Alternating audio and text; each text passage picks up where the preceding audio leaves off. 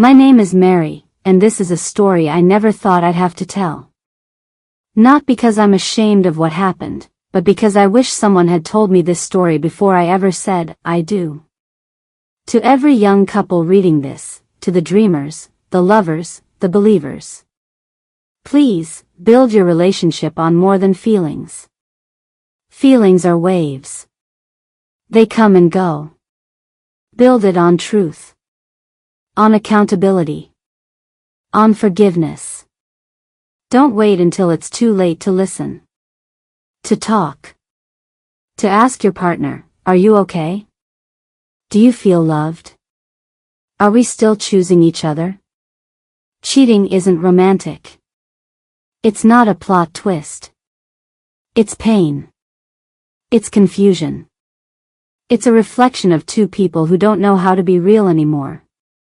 Hello everyone, welcome back to my channel. If you're new here, do well to subscribe, like, and hit on notifications. To all my returning subscribers, thanks for stopping by. Let us begin. I met Brix in college. He was charming, loud in the best way, and knew how to command a room. I was the quiet one. Thoughtful. Observant. But together, we made sense. At least that's what we believed. He chased success like it was oxygen. I chased love like it was my only cure. And when we collided, it felt like fate had finally gotten something right. We got married at 27. Everything looked perfect. Our wedding was Pinterest-worthy. Our honeymoon was dreamy. But what no one tells you is that love without truth is just decoration. And our house was full of it, perfectly placed, but painfully hollow. At first, the signs were subtle. Brix would come home late, brushing off my questions with humor or excuses. I'd smile and nod, not wanting to seem naggy. I didn't want to ruin the image. Meanwhile, I started to notice the attention I got from men at work. Compliments that turned into conversations.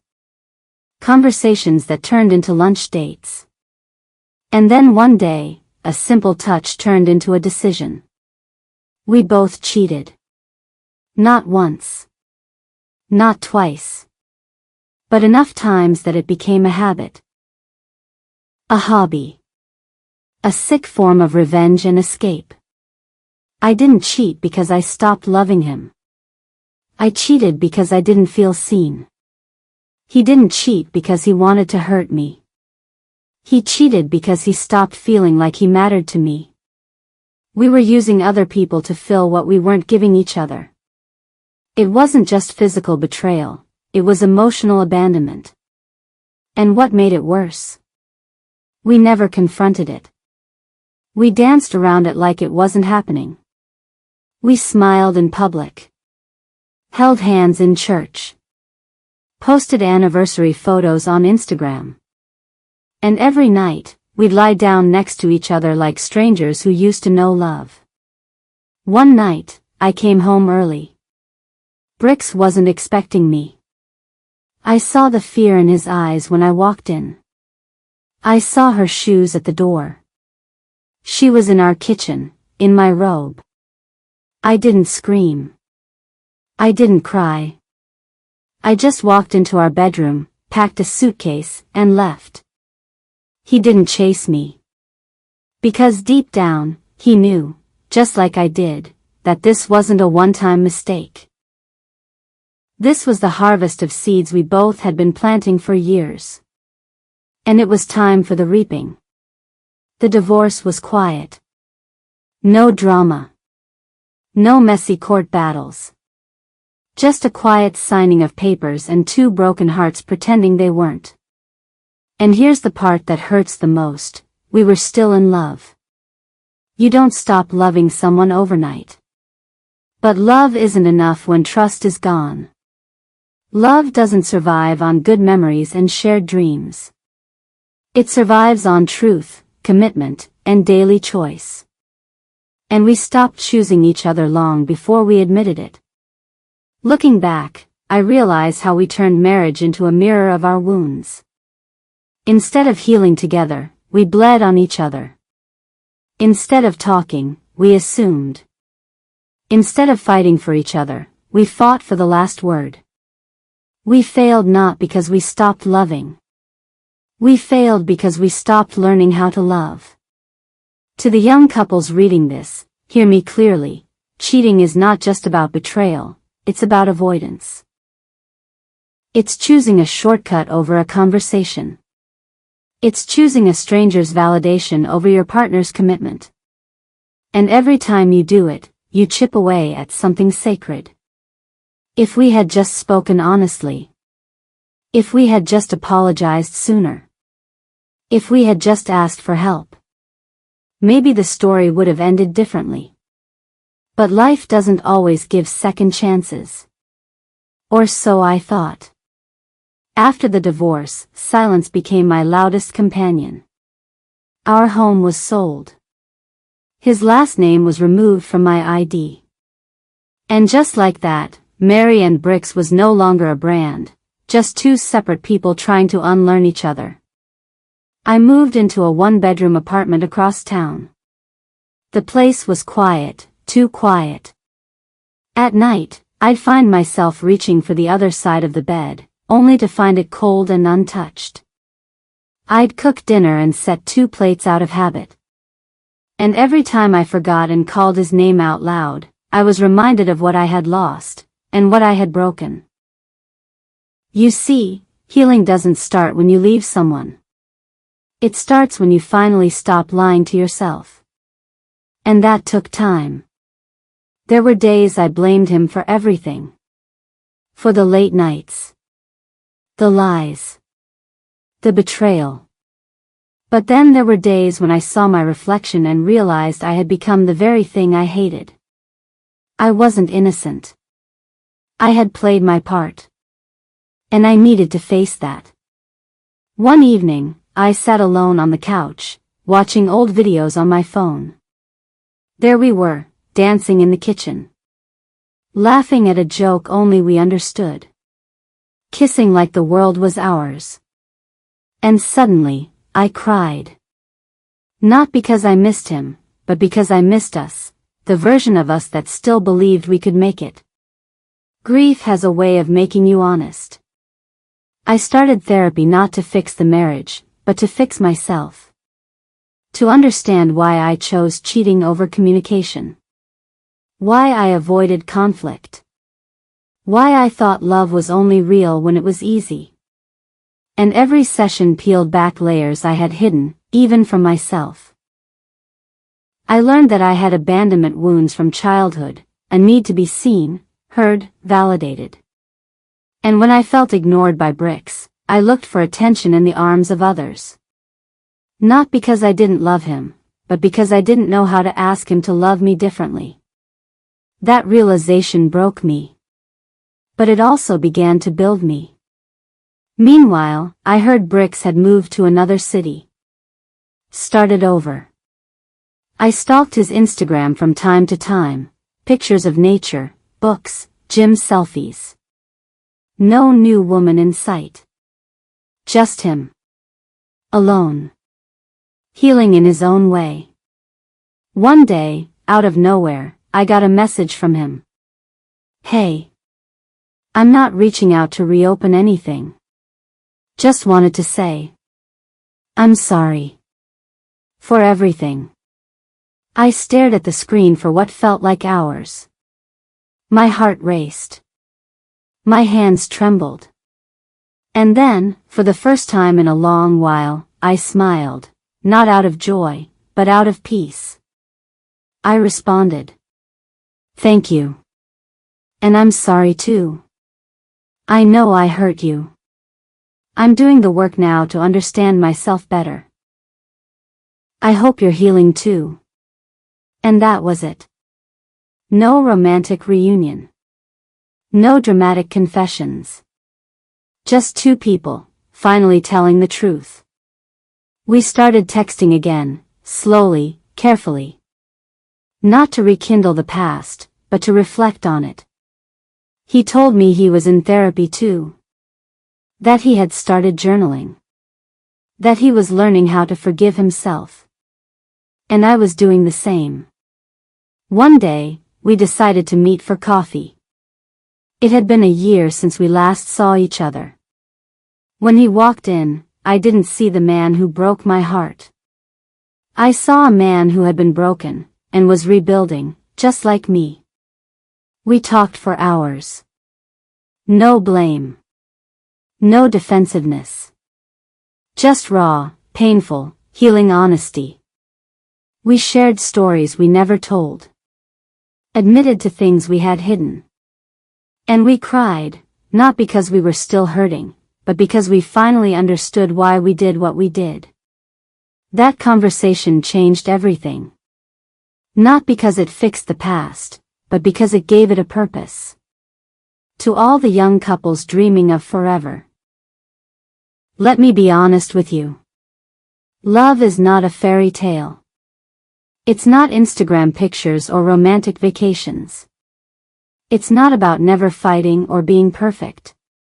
Love is raw. Messy. Hard. It requires honesty, accountability, and a daily decision to show up, even when it's uncomfortable. Cheating is a symptom, not the sickness. It's what happens when communication dies and ego wins. Don't wait until everything is broken to start telling the truth.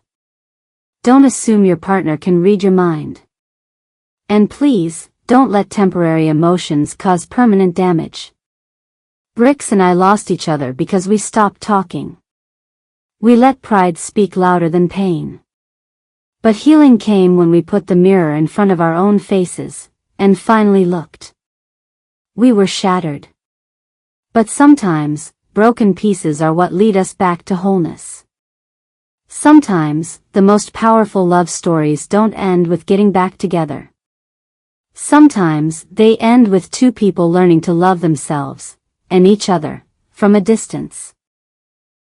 We met again 6 months after that coffee shop conversation. Not as lovers. Not as exes. But as two grown-ups who had finally done the work. Brix invited me to a quiet park on the edge of the city. It used to be our spot, where we'd sit and dream about houses, kids, and future vacations. But this time, there were no fantasies. Just clarity. Just truth. He brought a blanket. I brought 2 cups of tea. We sat beneath a wide oak tree like we had so many times before. But this time, we looked at each other not through the lens of what we used to be, but what we had become. I never knew how much I hurt you, he said, voice trembling. And I never knew how much I abandoned myself in the process of trying to keep us together, I replied. We talked for hours. Laughed about the good memories. Cried over the bad ones. But what mattered most were the apologies. Not the surface level, I'm sorry, but the real kind. The kind that comes from deep soul work. He told me he cheated because he didn't feel respected anymore. He said my silence made him feel small. Invisible. Like nothing he did was ever enough.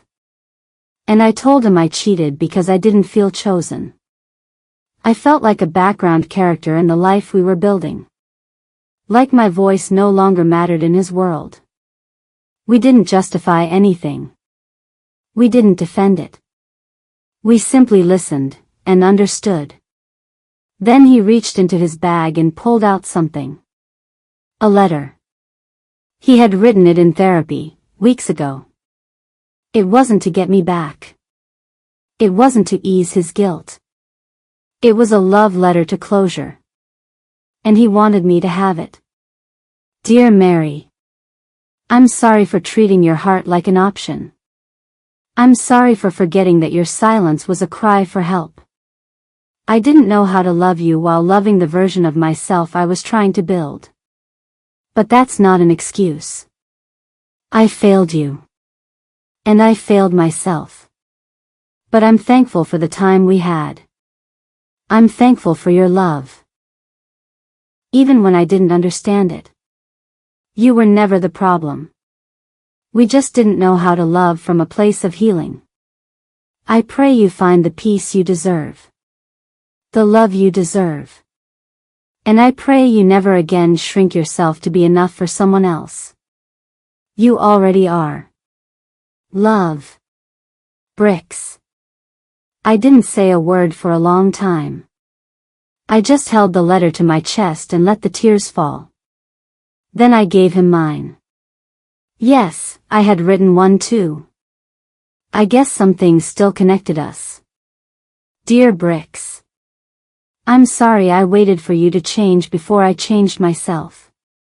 I'm sorry I made love feel like a reward instead of a safe place. I hurt you because I didn't know how to express my hurt. That's not love. That's fear dressed in romance. But I want you to know this, I loved you. In every way I knew how. And I forgive you. Not because you deserve it more than others. But because you're human. Because we both were. And that's all we were ever trying to be. May your next love be honest. Gentle. Healing. And if you ever feel unseen again, speak. Don't leave. Don't lie. And don't hide. Love. Mary. When we finished reading, something shifted in the air. Not tension. Not desire. Just release. We hugged, tightly, quietly. The kind of hug that says, thank you for the role you played in my life. I'm better because of you. And then we let go. That was the last time we saw each other in person. But it wasn't the end. Because sometimes, closure doesn't need a forever. It just needs understanding. And peace. We still message once a year on birthdays. Just a, hope you're well, or a, thinking of you. But we're no longer each other's home. And that's okay. To every young couple reading this, to the dreamers, the lovers, the believers. Please, build your relationship on more than feelings. Feelings are waves. They come and go. Build it on truth. On accountability. On forgiveness. Don't wait until it's too late to listen. To talk. To ask your partner, are you okay? Do you feel loved? Are we still choosing each other? Cheating isn't romantic. It's not a plot twist. It's pain. It's confusion. It's a reflection of two people who don't know how to be real anymore. And divorce, it's not always the end of love. Sometimes, it's the beginning of finally loving yourself. Bricks and I didn't get our happy ending together. But we got something even more powerful. We got healing. We got perspective. We got a second chance, not with each other, but with ourselves. And maybe that's what real love teaches us in the end, that the goal isn't just to find someone who won't hurt you, but to become someone who won't hurt others, even when you're hurting too. So to the young couples out there, fall in love, yes. But more importantly, grow in love. And when it gets hard, don't look for the exit. Look for the mirror. Because the hardest work in love is the work on you. I hope this was helpful and you learned something new, different and useful from this story. Do well to subscribe to this channel, like this video and hit on notifications for more interesting stories like this.